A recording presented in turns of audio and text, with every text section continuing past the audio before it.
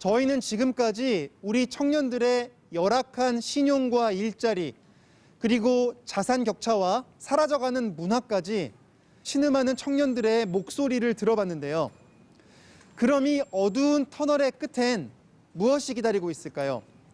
연속기획 코로나 시대의 K청년 마지막 편에서는 우리 청년들에게 짙게 드리운 마음의 그림자를 들여다봤습니다.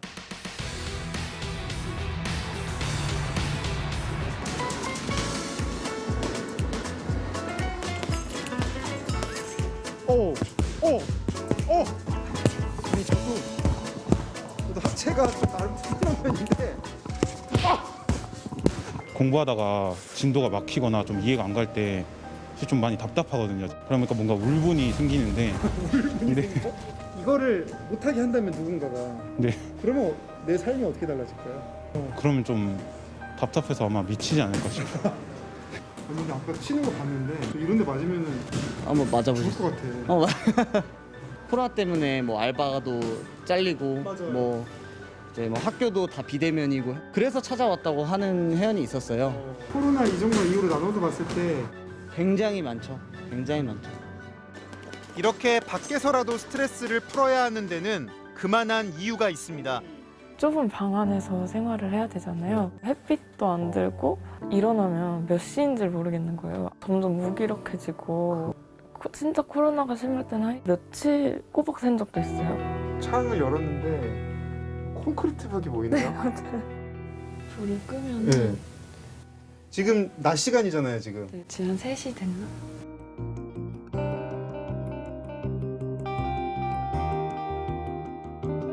여기서 오랜 시간, 장시간 앉아서 공부를 하는 게 힘들어서 주변에 좀 공부하기 좋은 카페를 가거나 하루만 가도 막 한 5,000원, 6,000원은 쓰고 오잖아요. 뭐 하고 싶은 일들, 배우고 싶은 것들을 다 나중에로 미루고 있는데 5년 뒤에도 그러고 있을 것 같아요.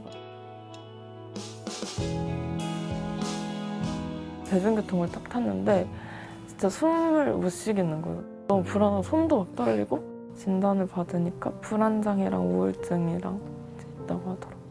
뭔가 내가 열심히 안 살고 있나라는 내가 계속 한심하게 느껴지는데 근데 나는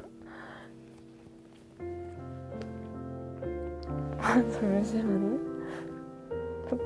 저는 한 번도 게으르게 산 적이 없거든요.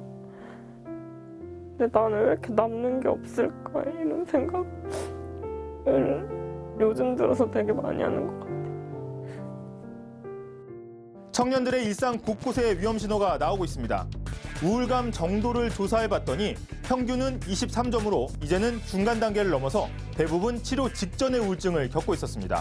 청년 구직자와 여성에게 그 상처는 더 뚜렷했고요. 상황이 이렇다 보니 청년 넷 중 1명꼴로 자살 충동을 느꼈다고 털어놨습니다.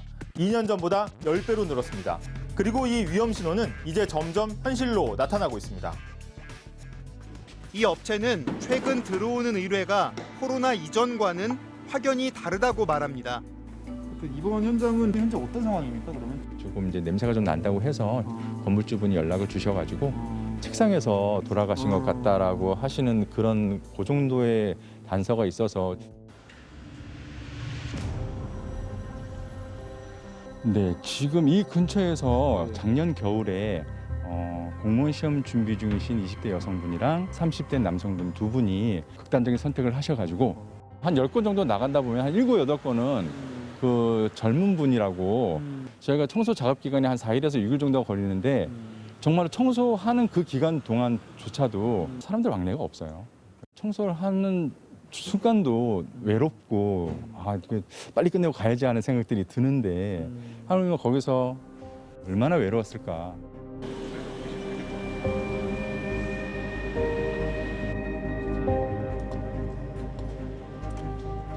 예전 같았으면 그냥 고독사 현장에 연락이 오면은 보통 50대 남성의 고독사구나라고 예상이 됐는데 요새는 전화가 오면은 자기 동생이 극단적인 선택을 했다, 그러니까 이런 식의 연락이 굉장히 많이 오는 편이에요.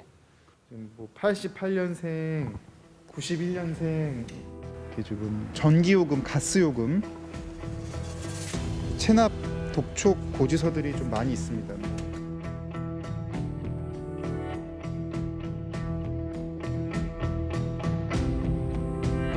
지난 6편 42곳의 현장에서 만난 119명의 청년들.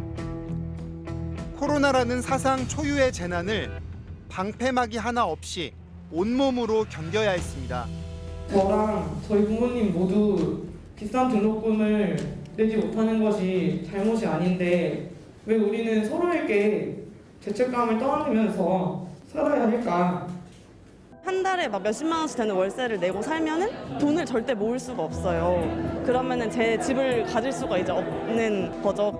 뭐 결혼이나 뭐 육아 이런 것도 이제 현실적으로 어려운 부분이 워낙 많은데 뭐 정책이 더 나아지고 있다고는 하지만 현실적으로는 여전히 그대로인 느낌을 받기 때문에 그리고 그들이 바란 것은 따뜻한 시선과 공감이었습니다. 한심하게 봐주지 마시고 열심히 하고 있다는 거를 믿어주셨으면 좋겠어요. 청년들이 겪는 문제는 굉장히 구조적인 문제이고 개인이 어떻게 해결하거나 참거나 이렇게 될 수 있는 문제도 아니라고 생각을 하고요. 그래서 이런 구조적인 문제에 대한 고민과 접근이 필요하다고 생각합니다. 청춘이라는 말엔 이미 봄이라는 뜻이 들어 있습니다. 하지만 저희가 만난 청춘들은 아직도 한 겨울에 머물고 있었습니다. 열매를 맺는 건 고사하고 꽃을 채 피워보지도 못한 채 그대로 시들어가고 있었습니다. 코로나 시대의 K 청년들은 남이 아닙니다. 내 친구, 자녀, 형제, 친척, 그리고 우리 이웃들입니다. 이번 연속 기획은 여기서 끝나지만 저희는 이들의 문제 계속 지켜보겠습니다. 로드맨이었습니다.